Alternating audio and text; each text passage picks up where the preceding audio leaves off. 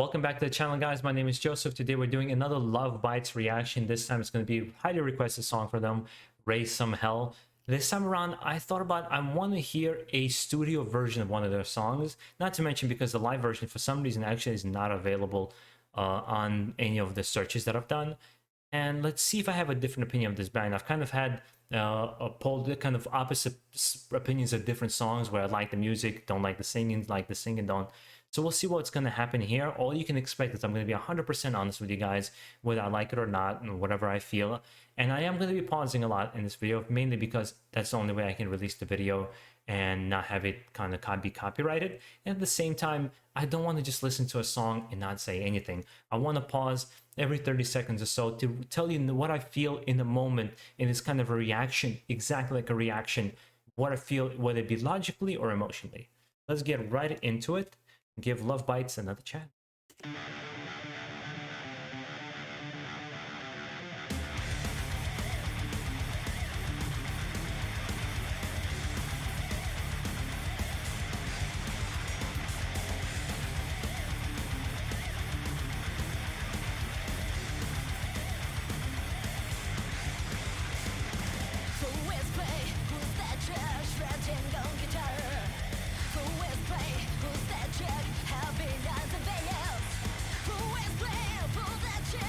So wait a minute, why haven't you guys gave me studio reactions right now and you keep giving me live performances?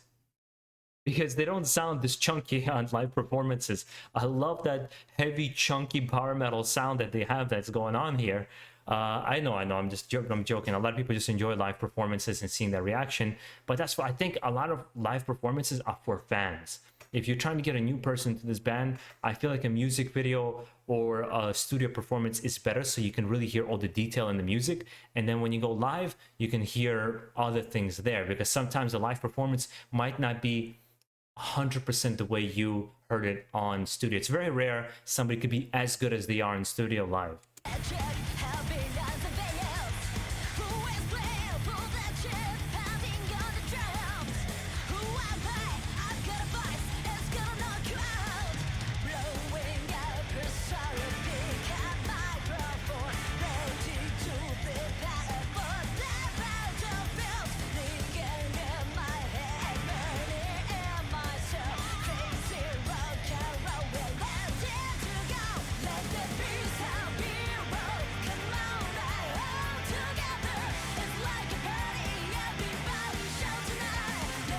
Her voice sounds really good in this combination of how everything's gonna coming together here, because the chunky guitar, her voice, how it kind of comes in. I think I'm gonna like more of their studio performances that I'm gonna have live, because I just like the way it sounds here. Not to mention, it starts right away. It's like I thought about Accept, I thought about Mystic Prophecy. I thought about different kinds of power metal bands. They give me the very, very similar vibe, not to mention with it kind of like this staple power metal cover.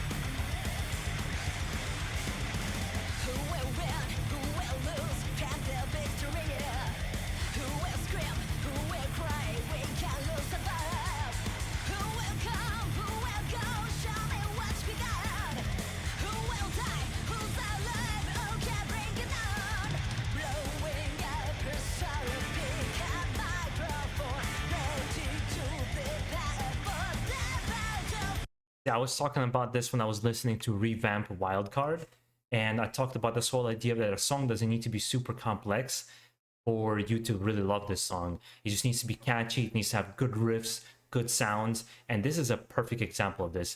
I can't say that this is a super complex, so it's not, you know, it's not AC/DC simple either, but it's not a super complex song, but it's just so catchy.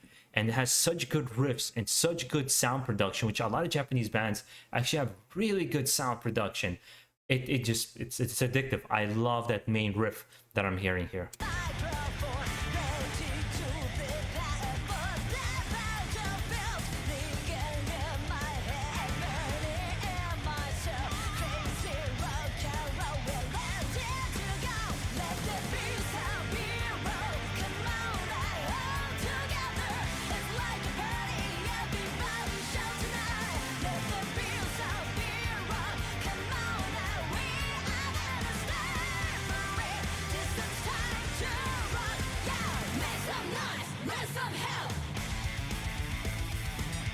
Yeah, and I like her voice a lot more when it's a studio production.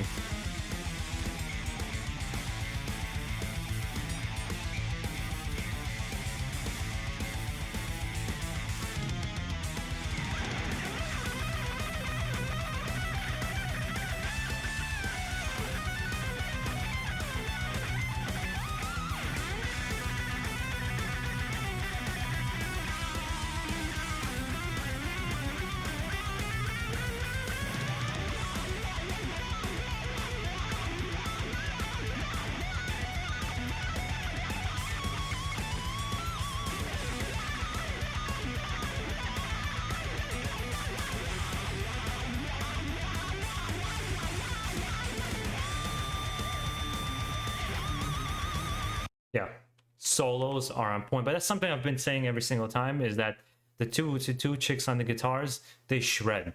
They straight up shred every single song. When it came to the solo, sounded great.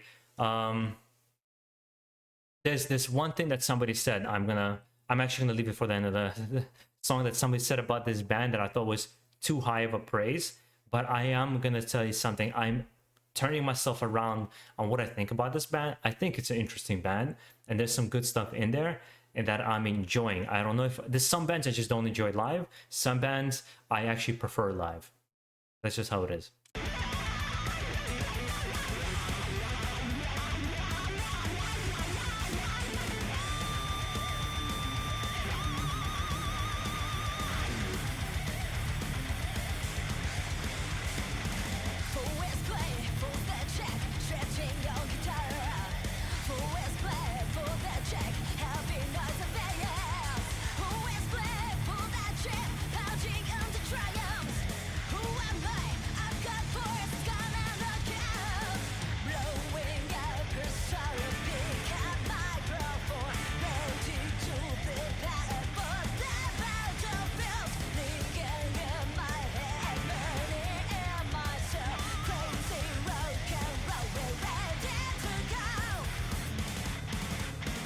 Yeah, if I close my eyes, I see like 80s metal, 80s, 70s, like straight up new wave of British heavy metal, straight up.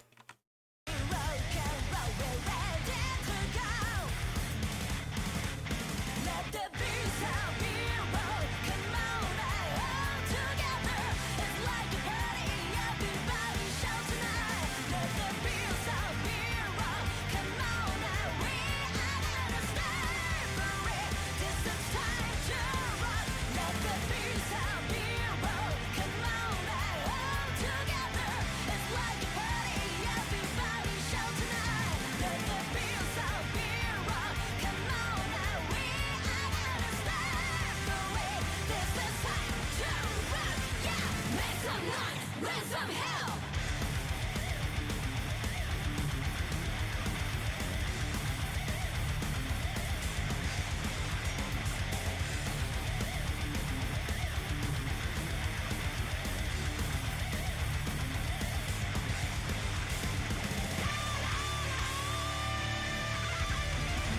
A big rock finish, I like it.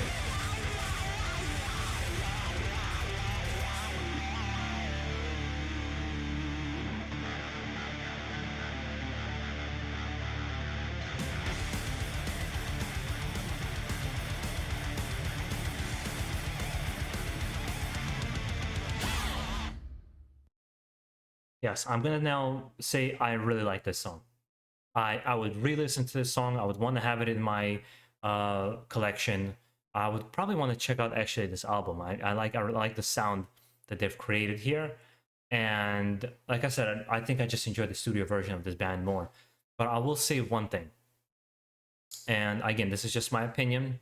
Take it however you want it. You don't like it, what can I do? But there was one comment I read where somebody said that this is the best band that they've heard in the last 30 years since Judas Priest and Iron Maiden.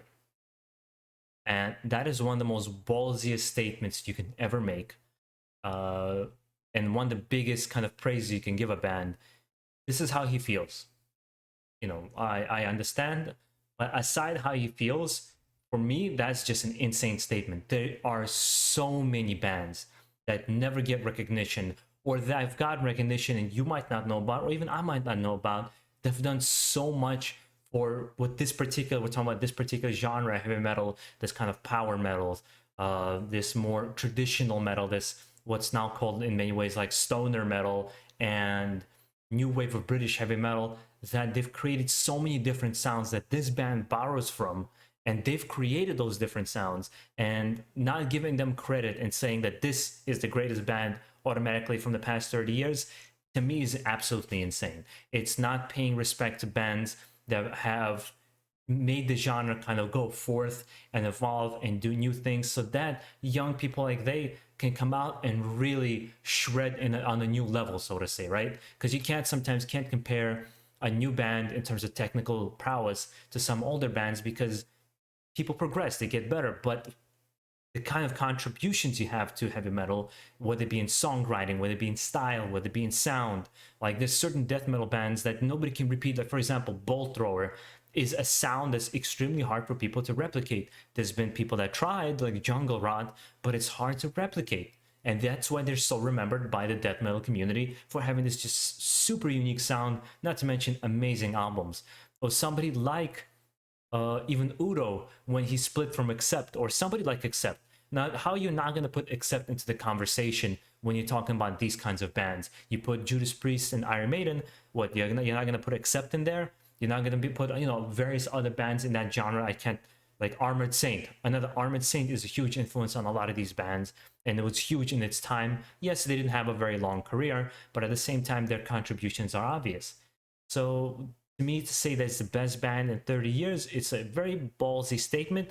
It makes me think that either the person didn't explore many different bands, or it just happens to be just one of those bands that just completely captured his attention, which is fine with me. I just thought I would express my opinion, how I felt, but it doesn't diminish this band's skill and this band's qualities that I think are really admirable. And it's nice to see myself being kind of proven wrong and kind of turned around a little bit on. And hopefully, guys, you enjoyed this reaction. If you did, make sure to subscribe down below for more. If you have another Lovebites song in this style particularly, holy shit, I would want to hear more. All right? Enjoy the rest of your day, guys. Keep it metal. Have a good one.